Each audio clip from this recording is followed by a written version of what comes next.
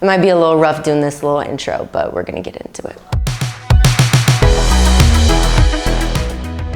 What's up, you guys? My name is Mackenzie Salmon. I am a sports host, a fitness trainer, and a Midwestern girl living her New York City dream for the most part. This show is all about the calls we make in life and how we show up for ourselves in our relationships, our job, our faith, all of the stuff that happens behind the scenes, the blooper reels. We're gonna talk about that, culture, sports, and hopefully this podcast is just a reminder to you that every good call starts with showing up, even when it makes zero sense in the moment. I am so incredibly excited to be going on this journey with you guys. I hope you enjoy it.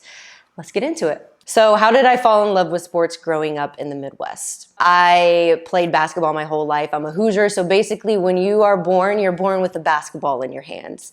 And I played that all throughout high school. I'm only 5'5", so I knew the WNBA was not gonna be in my future. And sports for me was just a really good escape.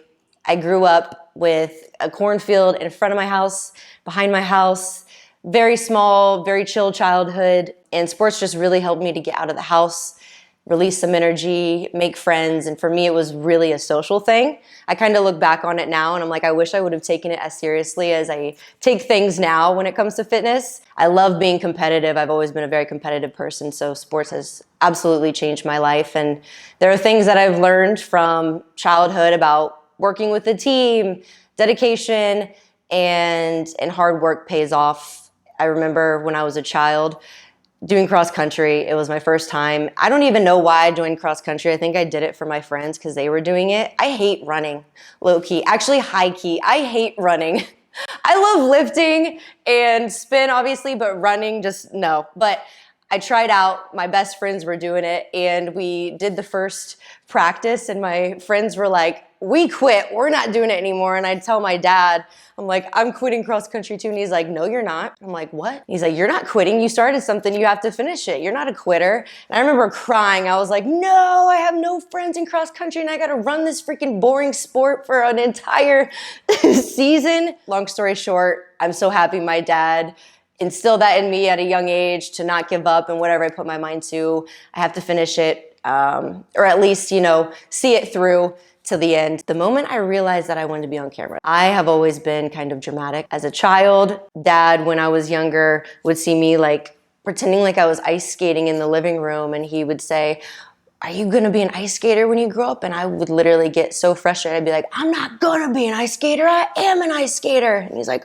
okay. When I was younger, I would force my cousins to make videos with me on YouTube. As of now, they are unlisted because they are too embarrassing to even watch. But being in Muncie, Indiana, there's not much going on. So if it wasn't sports, it was media, something to kind of get away. There's like 3 distinct moments in my life where I remember media was for me that I look back on now. And one was making videos with my little cousins as a child. The second one was when I was in high school and our teachers asked us, what do you want to be when you grow up? I think it was senior year of high school. And I wrote down on my paper that I wanted to be an actress, like a famous superstar. And I remember the teacher was like, no, you have to be serious. And so I put dentist. But that was like nothing that I even wanted to do with my life. And I even did like pre-dental and job shadowed a dentist, and I literally barfed in my mouth and called my mom crying. I'm like, this is not for me. So ended up finding my way to media. And in college, my boyfriend at the time, he was doing sports media. I was just doing broadcast. And he told me, you should think about doing sports. It's really fun. And I never grew up watching sports, but I grew up playing them. So I feel like that was always something that really intimidated me getting into sports media. It was like, one, I don't watch football much. I've never played football. I know basketball, but I didn't watch these sports to be able to recall how many points a player dropped in this game, or his background, what school he went to. That wasn't something I was passionate about, and it was a little intimidating. But slowly but surely, I started doing sideline reporting for Big Ten Student U. So Indiana University, where I graduated from, they had a really cool program where students could do sideline reporting for the sports at the school, for the student network.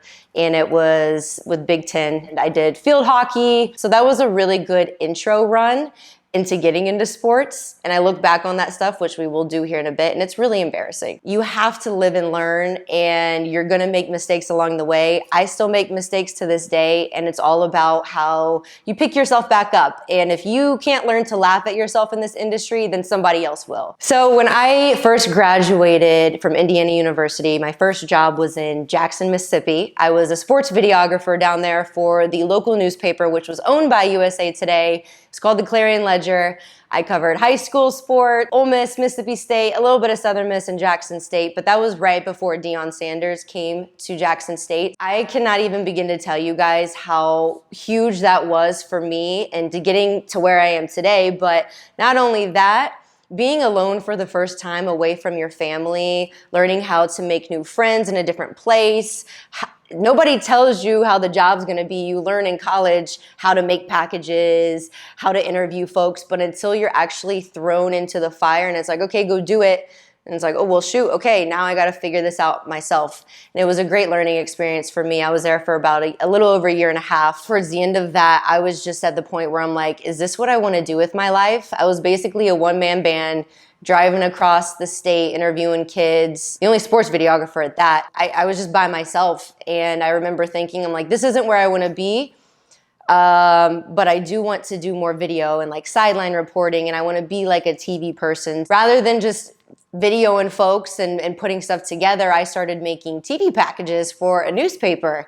So I would pretend like I was on TV and literally make a package, put it out in the newspaper, or for our online presence, interview kids, do 20 questions with them, fun little bits. And that's really what helped me to pop off to get to New York, because towards the end of that time, I legit in my head was like, I don't know if I want to do this for the rest of my life. And I was like, Lord, if this is something that I need to continue doing, then I know you're going to make an opportunity for me, because my lease was coming up. It was the end of the year. And I kept praying, Lord, if I don't find something by the time my lease is up, then I'm just going to go home to Indiana and figure it out. Like, that's how sad I was and lonely. I was making $35,000 a year, which if you do that, that's pre-taxes. So I was making like $2 at the end of the week between bills, student loans. I just didn't have much money, and it was really sad. So again, I was praying. I was like, Lord, please help me figure this out. And if not, I'm going to go home and we're going to make it work. And sure enough, I think it was right before Christmas time, this agent reached out to me and he said, I saw your stuff. I was wondering what you're thinking about, what are your goals? And I told him I did not want to be in Mississippi anymore and wanted to find something. And sure enough, he connected me with somebody at actually USA Today, like the flagship group. And he's like, have you heard about this sports hosting position that they've got open in New York? And I was like, no, I have no idea. So ended up connecting with Colin, who worked at USA Today at the time. We connected. It was like a match made in heaven. Sure enough, I signed the papers to say that I was gonna work and move to New York City right before my birthday. He answered, signed the papers, moved to New York City, and been here ever since, so a little over 5 years now. My first week on the job. So I go from Muncie, Indiana to Jackson, Mississippi, to New York City. Moved here. This is right before COVID happened. So this is February 2020. I signed with them in January. February, the Super Bowl happened. So literally my first week on the job was Super Bowl week in Miami, 2020, right before the Rona hit. I had 40 some interviews in a span of like 4 days. Had never covered the NFL before. So I'm interviewing all of these folks, first week on the job, really meeting the team in Miami. It's parties, it's events, the interviews, Radio Row. It's like boom, boom, boom.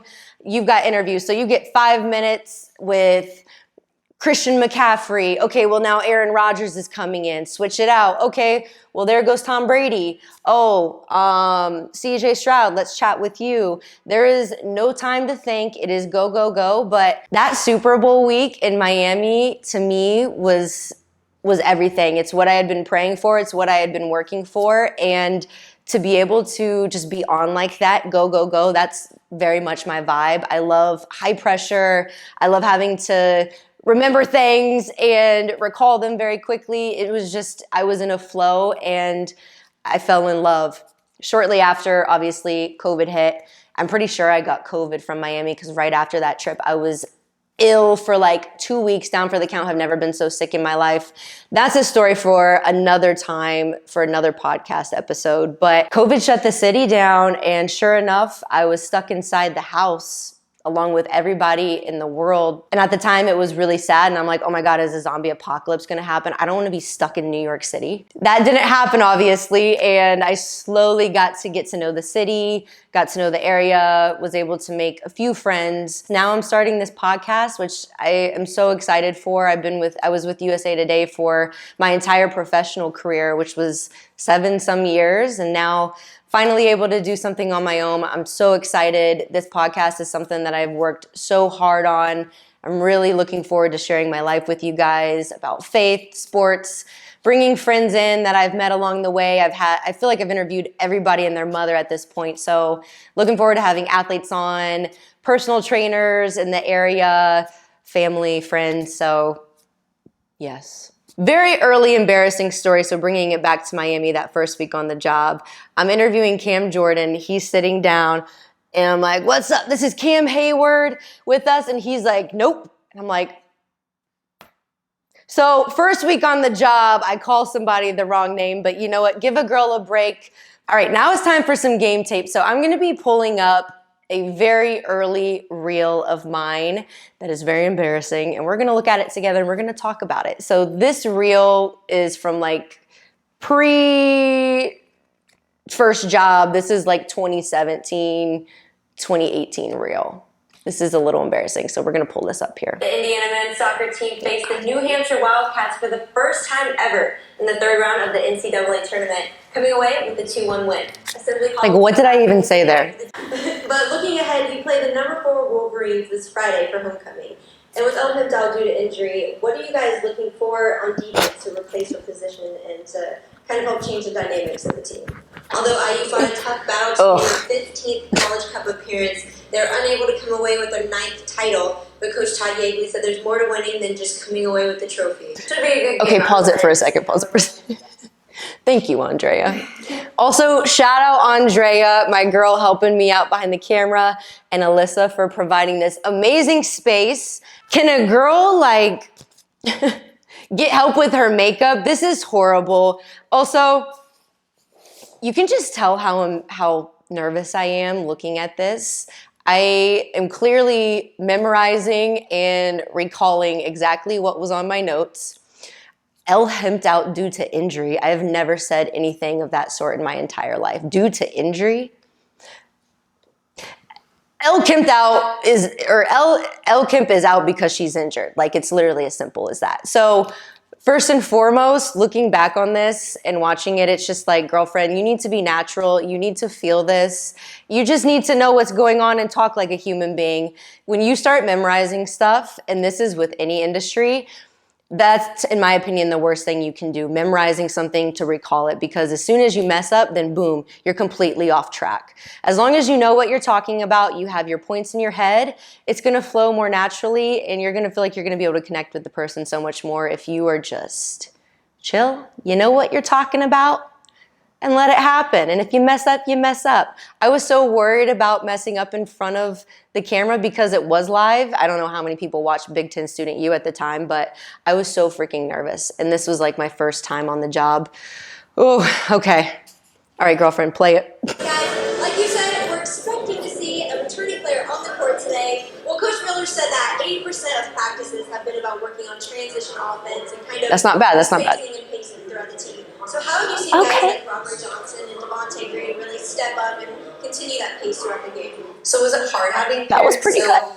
How are you able to execute on offense and make those opportunities for yourself? Guys, thank you. Like you said, I'm here with assistant coach Ed Schilling. Coach, we saw a lot of defensive pressure from U of Indy in the first half. I don't know why I didn't start with this for my reel. Continue to execute on offense going into the second half. Well, this is my last question I have for you. What has been one of your favorite moments playing for this team and why?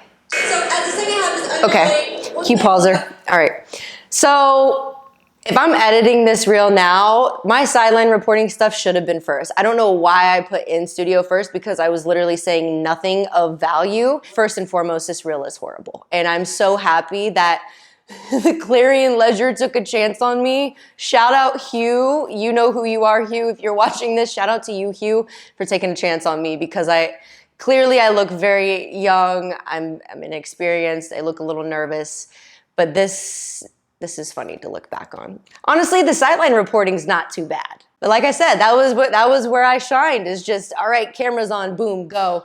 When it came to studio stuff, I just got so nervous. One of the best pieces of advice that I got at that time was from Galen Clavio, who was the sports director of the media school at the time. I'm pretty sure he still is. He told us all, he got so frustrated because we were all practicing being in front of the camera and just repeating what was on the teleprompter. He got so mad. He was like, we're talking about sports. Like, stop taking it so seriously. Just have fun with it. Stop being so stiff. If I could tell my younger self anything, it would be have fun with it. It's okay to make mistakes. And your biggest weapon is just going to be preparation. As long as you know what you're talking about, you know the teams, you know how they play, then everything else is just whatever happens, happens. And take it for what it's worth. It's not that serious. This is fun. This was good to look back on. Shout out to me. I think I've gotten a lot better over the years. I mean, you kind of have to. And I feel like with USA Today, I, again, have interviewed everybody and their mother. So who knows how many interviews I've done at this point. It's all with practice. It's all practice. Okay, what people don't see. Next segment. When I was a sports videographer in Mississippi, I didn't go into the office a whole lot. A lot of what I was doing was coming up with ideas for video content. So I would be driving all over the state of Mississippi. When it came to games, I would go to a lot of individual games because it was like, where else is the content going to come from? I didn't have a team like I have in New York, where I had editors in New York. I have an entire team behind you helping with marketing. If anything, they were like, hey, we got it covered. All you got to do is be on screen and do that. So it was definitely a big transition, because when I got there, I'm like, wow, I don't have to film and edit and be on camera and do everything myself. Praise the Lord. But when I was in Mississippi, you're driving. I was carrying all the equipment all the time. I'd be in the end zone getting ready for the touchdown, then run to the other side for whenever, if kickoff was going on. I got really good with video and keeping tabs of, okay, clip 6, clip 32, something I'm going to use for the video, and just keeping track of all of that. It was completely different than what I recently did in New York.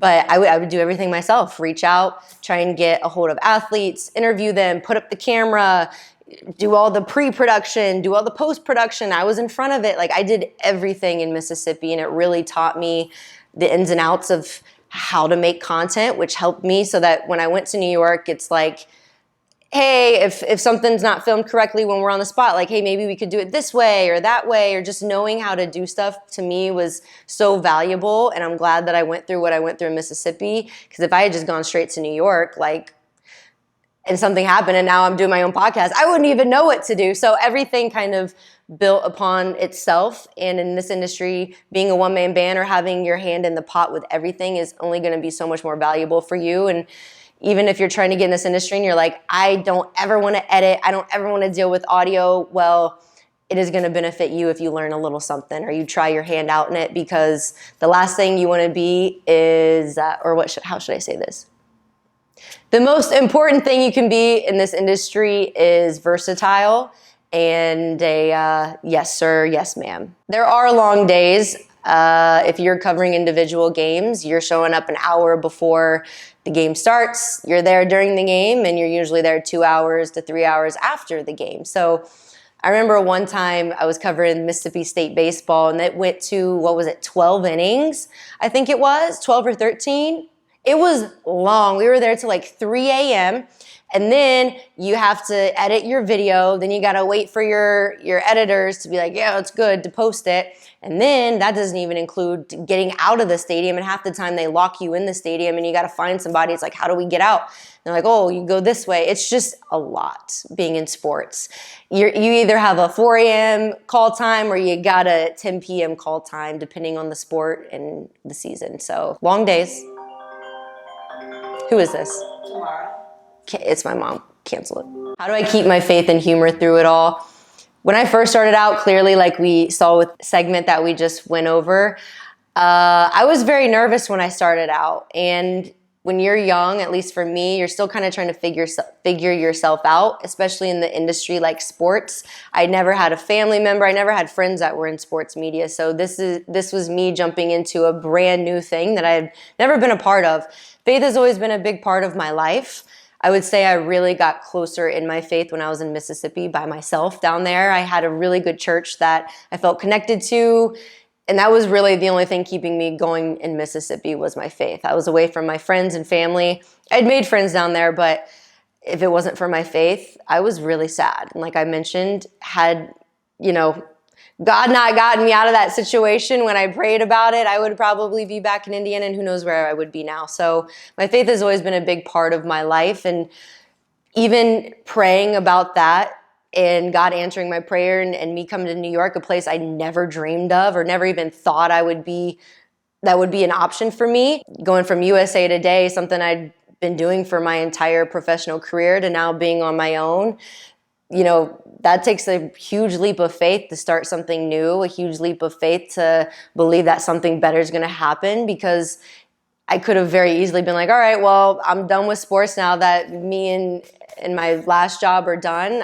Let's see what's going on with fitness. And I am a personal trainer. I teach classes at Cycle Bar, and I still want to do that. But media is something that I am really going to have to prove to myself that I want to do and be consistent with it. So this is a big leap of faith for me, and also a big leap of faith in believing that I prayed for these opportunities, and now I got to put my nose to the pavement or grindstone, or however you say that, and put in the work to get to where I want to be. So we're on this journey together, and even until, the wheels fall off, I'm going to have faith that God's going to take me where He wants me to go. And I just always pray that His will is done and everything works out for the best. So that's how I keep my faith through it all, still keeping my faith, my humor. The older I've gotten, I feel like I've just gotten more comfortable. When I first started USA Today, and you get comments from people about, oh, she's got huge lips, or all that Botox she's got. And I'm like, first of all, my forehead moves a lot, so get your Botox and your lip injection accusations correct. And yes, I've always had my lips done since I've been 21. I posted it on my YouTube years ago. Like, that's never been something I've hidden. I am not ashamed of my lips. I love how I look. When it comes to, getting other stuff done, that's just not me. Something that I've always loved is getting my lips done. So really dealing with that early on, people saying horrible comments, like, you just get tough skin. And after a while, people chill out. There are still some miserable people. There are always going to be miserable folks, but why not be myself? I don't want to be anybody that I'm not, and I don't want to be anybody else. All right, we got a Midwest minute here. I'm going to have Andrea throw out some of these for me, and I'm going to do them kind of rapid fire fun. I'm not going to talk too much about them, but obviously I'm from the Midwest, moving to the East Coast. It's a very different world. I love both, so let's get into it. All right, first question, Andrea. Favorite Midwest food? Biscuits and gravy. I think that's Midwest. It's like Southern Midwest. Yeah, biscuits and gravy is definitely my favorite Midwest food. Go-to coffee order is a latte with 1 pump of mocha and almond or oat milk. Iced, always iced. Even if it's freezing cold outside, I'm getting iced. The hardest adjustment for me moving to New York City was realizing that you can't be too nice to people. You really can't. Where I'm from, you trust somebody until they prove you otherwise. And here, you don't trust somebody until you prove that you can be trusted. I was very friendly with everybody off the bat, and a lot of people were like, what do you want from me? Or she's fake, because I was being nice, and they're like, what do you want from me? And now living here, I realize, if somebody's being a little too nice, it's like, what do you want from me? Like, I genuinely get it now. However, I am glad I grew up how I did. I love New York City and I love this area, but that was a huge adjustment. Most Midwest thing about me is I'm a little too nice, I think. Sometimes I feel like I do get taken advantage of a lot, and I've been working on it, because I like to see the good in people, and I don't want to think the worst in somebody off the rip. And unfortunately, I've been burned a few times, but I think that's probably the most Midwest thing about me. One thing New Yorkers just don't get is how important nature is in getting out of the city. I feel like I go through moments here. If I'm here for 4 or 5 months straight, I have to get out of the city. Being around nature is so grounding and humbling, and just being away from the madness of it all really allows you to escape and be in your own thoughts. And being in your own thoughts is the only way that you are really going to be able to look at your life. Think about what you're happy with, what you're not happy with. What do you want to make a difference on? Okay, I don't like the way somebody treated me here. Where is that coming from? Why do I feel this way? If you are constantly on your phone, you're constantly getting business calls, you're in the city, oh, let's go do this, let's go do that, and you're constantly rushing to do things, or there's always something going on, how are you going to ground yourself? How are you going to check yourself? Like, things just get in a snowball effect around here, and then you look back and it's like, why am I hateful? Why did this happen? Where's all my money? I don't know. It's just hard to explain unless you've been around here, and I'm sure you guys know this too.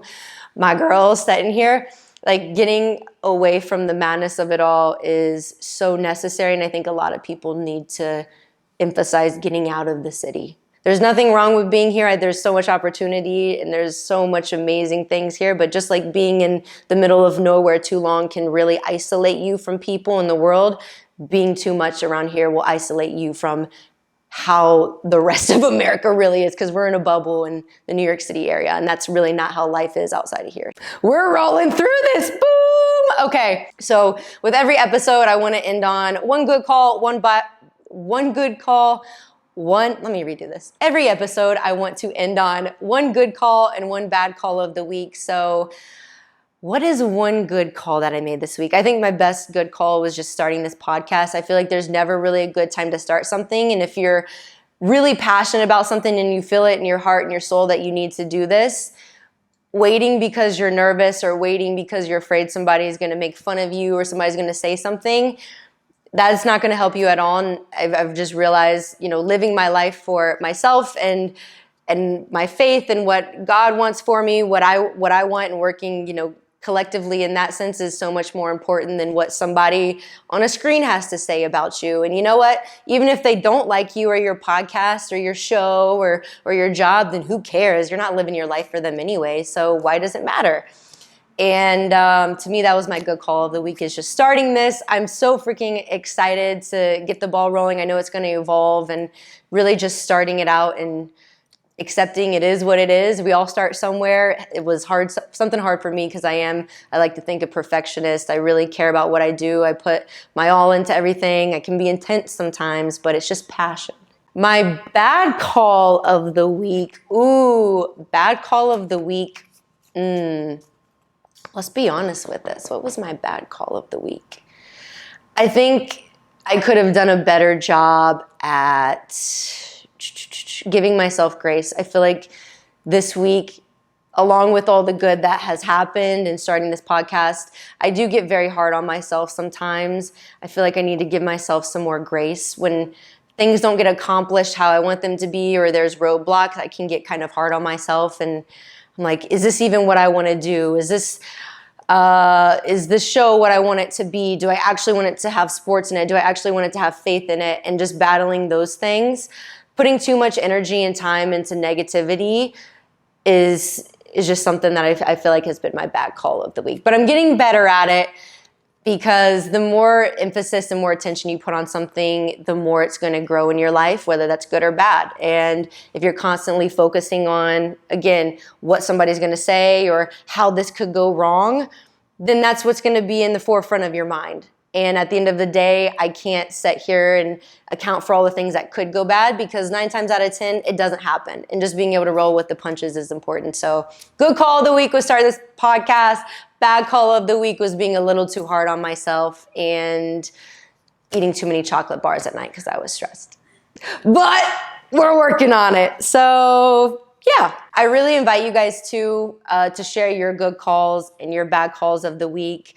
As these go along, I know we're going to get more honest and more vulnerable with one another, but feel free to share yours. Sometimes it feels good to share what's going on in your life, and you might feel a little more human after it. You might be able to relate a little bit more. And I would love to share your good calls of the week, your bad calls of the week, to uplift you with what good calls you made this week. So please feel free to share yours, DM me them, comment them. Your faith matters, and everything is gonna work out how it's supposed to, even if it doesn't look like it in the moment. Just have a little bit of faith.